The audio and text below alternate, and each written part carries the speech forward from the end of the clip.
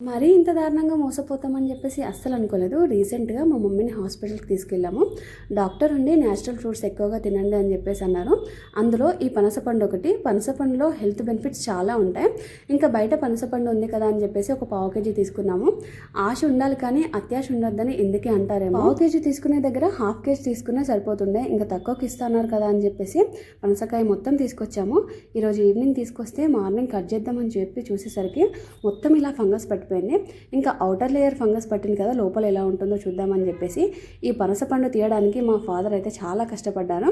ఇంకా చేతికి ఆయిల్ పెట్టుకొని మరీ తీశారు. పనసపండు మీద గుజ్జు ఉంటుంది కదా, అది మొత్తం ఫంగస్ పట్టి వాటర్గా అయిపోయింది. కనీసం ఈ గింజలైనా బాయిల్ చేద్దాం, లేదంటే మంటలో వేసి కాలుద్దాం, ఇది కూడా హెల్త్కి బెనిఫిటే కదా అని చెప్పేసి అనుకున్నాము. కంప్లీట్ ఫ్రూట్లో మాకు ఒక పావు కేజీ వరకు ఫ్రెష్గా వెళ్ళింది.